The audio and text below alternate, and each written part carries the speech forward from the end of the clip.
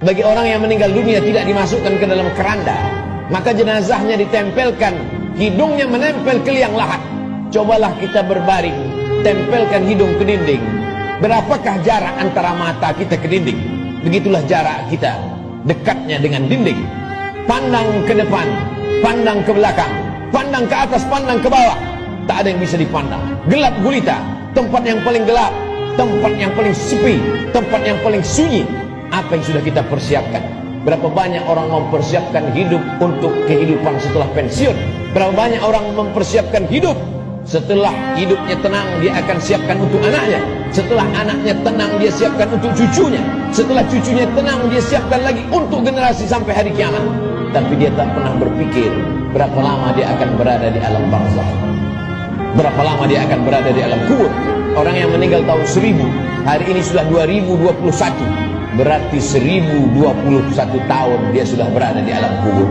Orang pensiun umur 58, 56, maka dia hanya mempersiapkan 63 tahun, 5 tahun, 4 tahun, 7 tahun.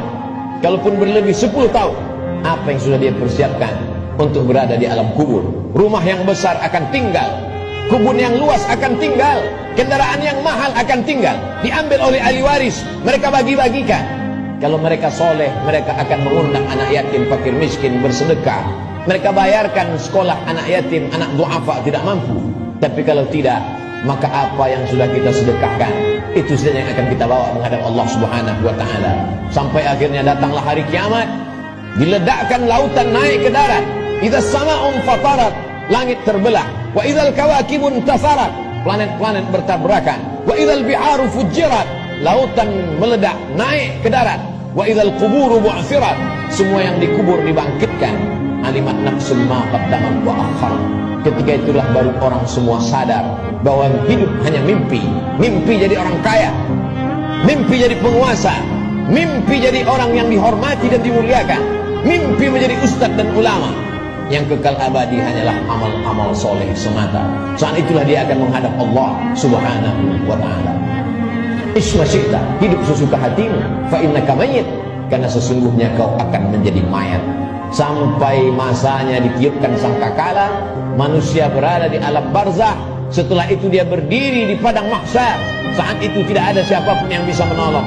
Yauma yafirrul mar'u min akhihi, saudara kandung pun akan lari dari saudaranya. Wa ummihi wa abihi, ibu akan lari dari anaknya, anak lari dari ibu kandungnya.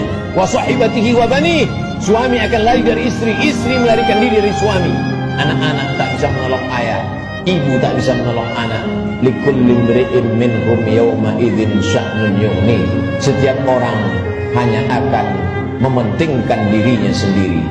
Apa yang kita tanam hari ini, itulah yang akan kita tuai. Tangan mencincang, bahu memikul. Sedangkan padi yang kita tanam belum tentu akan kita panen padi. Tumbuh juga rumput-rumput liar. Konon lagilah rumput betul-betul yang kita tanam. Jangan pernah bermimpi akan menuai padi.